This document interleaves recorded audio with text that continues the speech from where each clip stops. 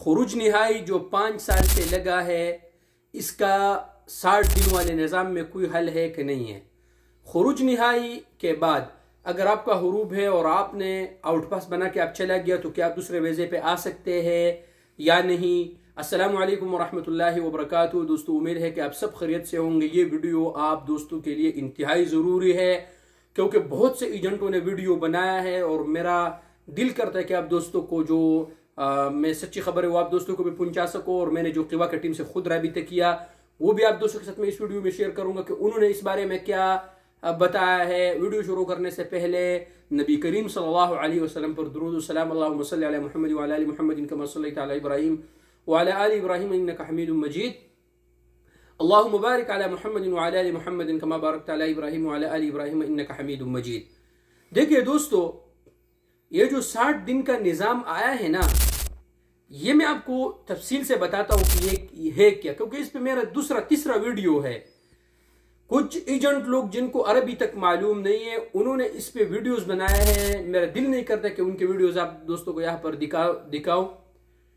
उन्होंने क्या कहा कि अगर आपका हुरूब है और आप यहाँ पर ट्रांसफर नहीं ले सकते तो आप खुरूज निहाई लगा के पाकिस्तान जाए और दूसरे वीज़े पे आ जाए।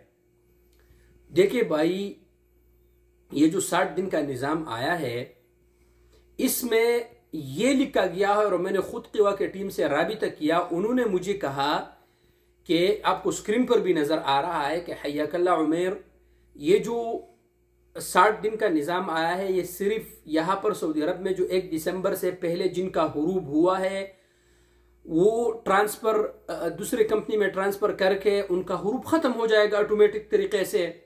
ठीक है, अब एक प्रॉब्लम आ रहा है कि अगर शरीक वाले किसी फर्दी मुअस्ससा में ट्रांसफर करें तो उनका मकतब अमल निकलता है। इसका भी हल है, आप किसी अच्छे एजेंट से राबिता करें जिनको ये सब चीज़ें मालूम हो, तो इंशाल्लाह आपका मकतब अमल भी वो कम हो जाएगा, वो भी नहीं आएगा। तो ये जो निज़ाम है दोस्तों, ये सऊदी अरब में अंदर आप ट्रांसफर लेके आपका हुरूब ख़त्म हो जाएगा। ठीक है, अब अगर आप इसमें ये नहीं लिखा है कि आप जाए ट्रांसफर ले ले आप खुरूज निहाई लगाए, ये लिखा ही नहीं है। 2017 में जो निज़ाम आया था उसमें यह बाकायदे लिखा था कि आप मकतब अमल के आप जवाजात से खुरूज निहाई लगाए जाए दूसरे वीज़े पे आ जाए। उसमें ये वाज़िह तौर पर लिखा था, इसमें ये करार में ये लिखा ही नहीं है। इसमें ये लिखा है कि आप यहाँ पर ट्रांसफर ले ले, आपका हुरूब ख़त्म हो जाएगा। तो इन एजेंटों से तो आप लोग दूर रहे, उनके बातों पर हिरगिज आप लोग अमल मत करें। अब ये बात तो खत्म हो गया। अब आते हैं कि जिनका फाइनल एग्जिट लगा है ये भी उसमें शामिल है। देखिए दोस्तों, अगर आपका फाइनल एग्जिट लगा है, आप ट्रांसफर के लिए तलब करते हैं तो आपका सिस्टम में खुरूज निहाई निकलता है। जैसे कि मैंने भी अकाउंट पे एक वीडियो बनाया कि 5 साल से बाइक का खुरूज निहाई था। आपके लिए बेहतर क्या है कि आपका तो कोई मसला ही नहीं, आपका तो हुरूब है नहीं है। आपके लिए बेहतर यह है कि आप पाकिस्तानी एम्बेसी से आउटपास बनाए, उसका 1000 रियाल गरामा जमा करके आउटपास बनाए जाए पाकिस्तान और दूसरे वीज़े पे आ जाए। ये भी इतनी बड़ी बात नहीं है, आपको टाइम दिया जाएगा।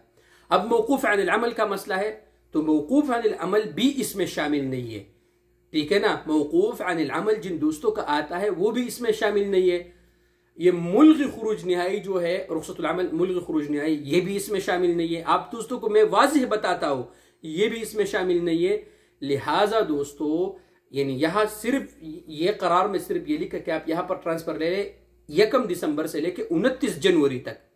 अब अगर आज किसका हुरूब हुआ या 10 को हुआ या 1 जनवरी को, वो भी इसमें शामिल नहीं। ये भी आप लोग याद रखिए, ये भी इसमें शामिल नहीं है। और लास्ट जो टॉपिक है दोस्तों के डोमेस्टिक वर्कर जो है वो भी इसमें शामिल नहीं है। सायक़ा सामिल मंजिली भी शामिल नहीं। इंशाल्लाह उसके लिए भी अल्लाह तबारक व तआला की वजह से कोई निज़ाम आएगा।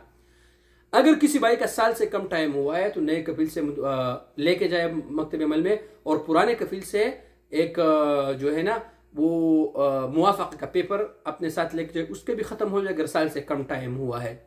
लिहाजा दोस्तों, मेरा यह हक बनता था कि आप दोस्तों को सही बात पहुंचा सकूं। एजेंट लोगों के बातों पर अमल मत करें, अपना टाइम भी ज़ाया मत करें, पैसा भी ज़ाया मत करो, किसी को 1 रियाल भी देने की ज़रूरत नहीं है। तो उम्मीद है दोस्तों कि मेरा ये वीडियो आप दोस्तों को पसंद भी आया होगा और आप दोस्तों को समझ भी आ गया होगा। अगर आप दोस्तों को का सवाल है कुछ भी आप दोस्तों के जहन में, तो आप मुझे यूट्यूब चैनल के कमेंट सेक्शन में आप ज़रूर मुझसे पूछ सकते हैं, मैं आप दोस्तों को जवाब दूंगा। तो ये था दोस्तों आज का वीडियो। उम्मीद है कि आप दोस्तों को मेरा वीडियो पसंद आया होगा। वीडियो पसंद है तो यूट्यूब चैनल को ज़रूर सब्सक्राइब कर ले, फेसबुक को फॉलो करें और मुझे अपनी दुआ में ज़रूर याद रखिएगा। शुक्रिया।